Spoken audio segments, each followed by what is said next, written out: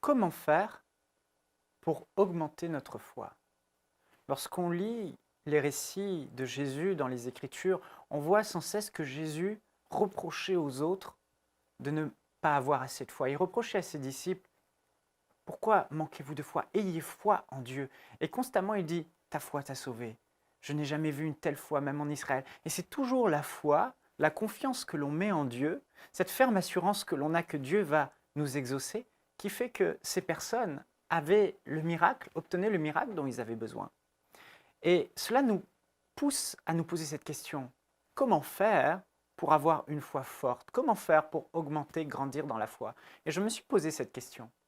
Et au moment où je me suis posé cette question, j'avais noté sur une feuille les 3 choses qui faisaient que ma foi pouvait être solide. Parce qu'en fait, la foi, c'est simplement l'absence de doute. Quand le doute ne vient pas, c'est que vous êtes dans la foi. Mais quand le doute se mêle, c'est que vous n'êtes plus dans la foi. Donc, la vraie question qu'on pourrait se poser, c'est comment ne plus douter? Ça revient à la même chose. Et j'avais noté 3 choses. Et ce qui est étonnant, c'est que ce jour-là, ma femme est venue. Et vous savez, je ne suis pas un as du ménage à la maison. Et quand je fais le ménage, je ne le fais pas très bien. Et elle est venue et elle m'a dit, de toute façon, Michael, je ne te demande même pas de faire le ménage parce que je doute en ta capacité à m'écouter, je doute en ta capacité à faire le ménage et je doute en ta volonté de faire le ménage. Et quand elle m'a dit ça, j'ai fait quoi? Tu peux répéter ce que tu viens de dire? Elle dit, je doute de ce que tu m'écoutes quand je te demande de faire le ménage, je doute que tu veuilles vraiment faire le ménage et je doute que tu puisses bien faire le ménage. J'ai dit, mais chérie, c'est exactement les 3 points qu'il nous faut pour ne plus douter. Tu doutes que je vais faire le ménage quand tu me demandes de faire le ménage, tu n'as aucune confiance en moi. Et pourquoi tu n'as pas confiance? Parce que tu doutes que je ne t'écoute pas, que tu te dis, est-ce que je t'écoute réellement? Tu te dis, est-ce que je peux réellement bien le faire? Et est-ce que je veux donc, quand tu me demandes de faire le ménage, tu n'as aucune conviction.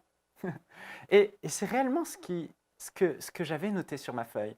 En gros, pour qu'on soit dans une conviction, pour qu'on soit sans doute, il faut qu'on soit convaincu que Dieu nous entend, qu'on soit convaincu que Dieu veut et qu'on soit convaincu que Dieu peut.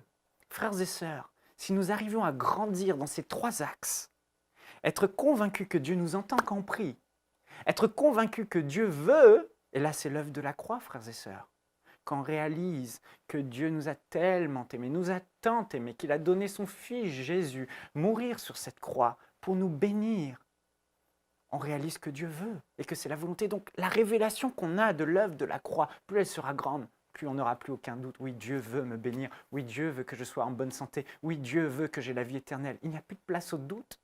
Et la capacité de Dieu, quand on médite sur ce que Jésus fait, sur la grandeur de Dieu, sur sa puissance, sur sa création, quand on voit la puissance de Dieu dans la parole de Dieu, on commence à grandir dans cette révélation. Alors là, on est convaincu que Dieu peut. Donc je ne sais pas quelle situation vous traversez aujourd'hui, quel miracle vous avez besoin, mais si vous voulez bannir le doute de votre vie, il va falloir être convaincu que Dieu vous entend quand vous priez, que Dieu veut vous exaucer et que Dieu peut vous exaucer. Imaginez-vous, vous allez vers votre patron aujourd'hui dans votre entreprise et vous lui demandez une augmentation. Vous seriez tout hésitant et sans conviction, ou vous n'aurez aucune assurance qu'il va vous donner votre augmentation si déjà, pendant que vous lui parlez, vous ne savez même pas s'il va vous écouter parce qu'il fait d'autres choses. Vous ne pouvez pas être dans la foi, vous êtes dans le doute.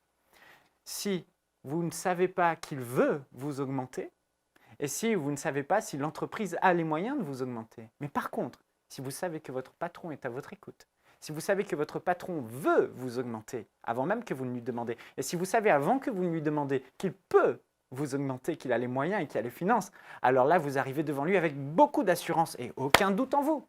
Parce que vous lui dites, patron, j'aimerais une augmentation, j'aimerais que mon salaire soit augmenté de 500 €, de 500 $. Et là, vous êtes convaincu que vous allez l'obtenir parce que vous savez qu'il vous écoute, vous savez qu'il veut et vous savez qu'il peut. Frères et sœurs, je vous encourage aujourd'hui, méditez la parole de Dieu. Grandissez dans ces 3 axes et votre foi sera solidifiée et le doute ne viendra plus. Soyez bénis au nom de Jésus.